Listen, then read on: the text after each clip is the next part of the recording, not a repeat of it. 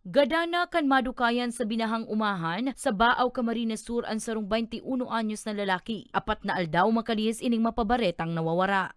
Basado sa impormasyon, alas 7 kasubanggi kan mahiling ang bangkay kan biktimang si James Martin Salire kan Zone 7 Barangay San Antonio Parehong Banwaan. Sa umahan sakop kan Barangay Zone 1 Barangay San Francisco kan sarong concerned citizen. Apat na aldaw nang pinagahanap si James, makalihis na mawara ka na kaaging Enero 1.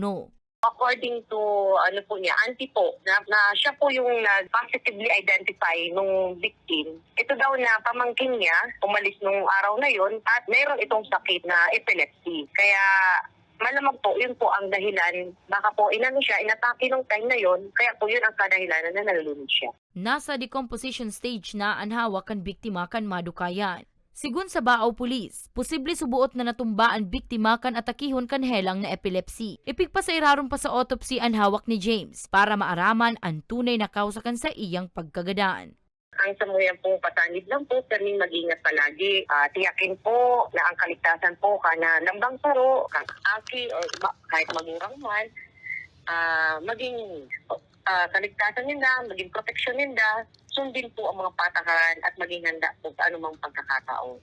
Para lagi sa isip din po na ang kalusugan at kaligtasan ng bawat isa ay terming siya ang pangunguna natin na pinaprotektahan. Pigi-imbestigaran man kan Baaw Police kung may nangyaring foul play sa pagkagadan kan biktima. Para sa mga baretang Tatak Bicol, Danica Garcia.